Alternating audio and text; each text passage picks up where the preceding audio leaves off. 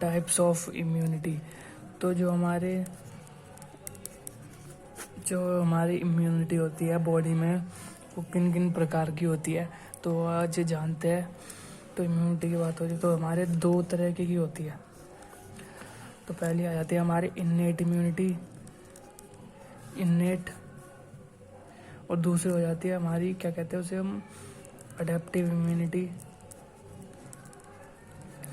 इसे हम कह सकते हैं इसे अडेप्टिव कह सकते हैं, इसे हम स्पेसिफिक कह सकते हैं, और या फिर इसे हम एक्वायर्ड भी कह सकते हैं।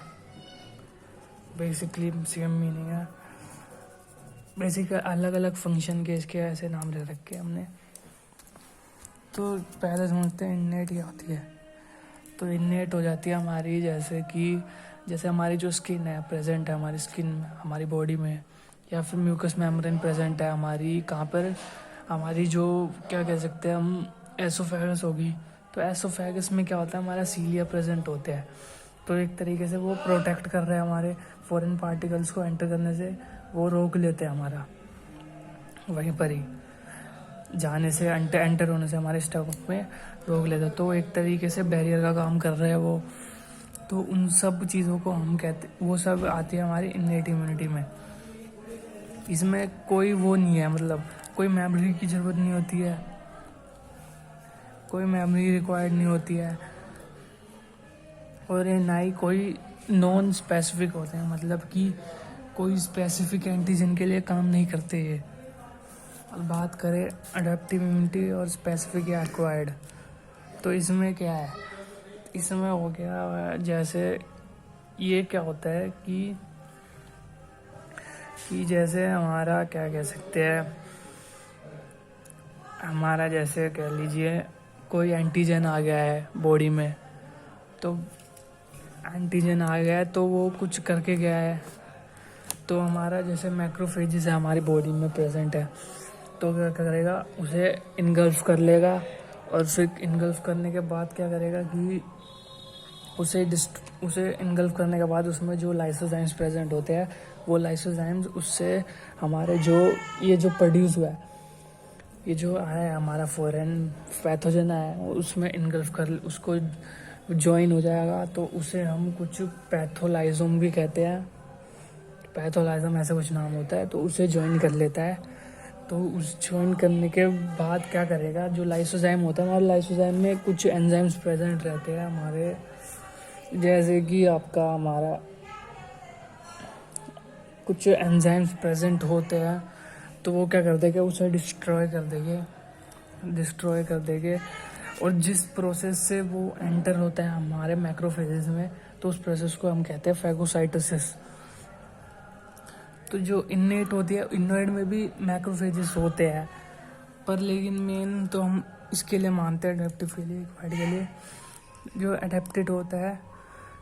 तो इसलिए इसका अडेप्टिव नाम क्यों है, अडेप्टिव नाम इसलिए है क्योंकि ये मेमोरी रिकॉर्ड कर लेता है। जो एंटीजन प्रीवियसली हमारे उसमें आता है, बॉडी में एंटर करता है, तो उसकी मेमोरी उसमें रहती है।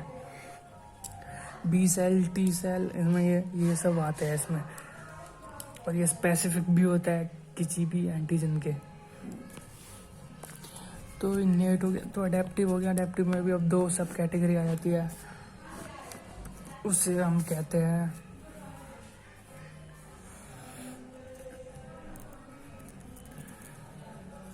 एक्टिव इम्यूनिटी और पैसिव इम्यूनिटी।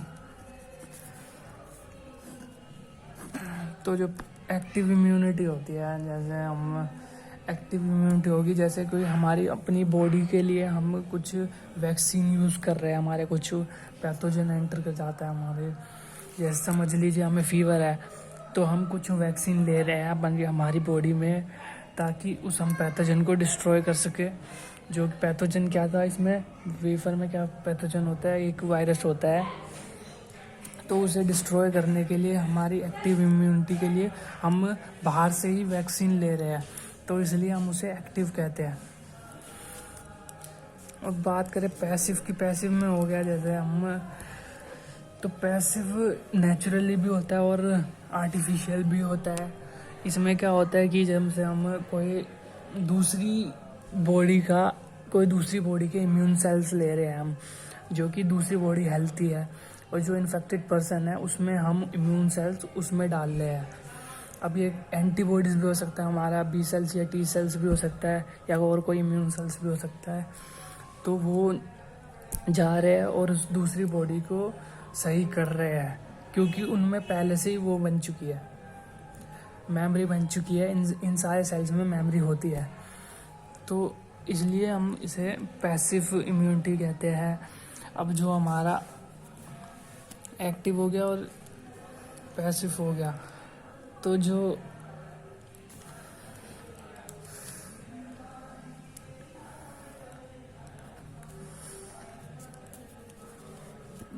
पैसिव होता है हमारा इम्यूनिटी, पैसिव में भी दो सब कैटेगरी आ जाती है।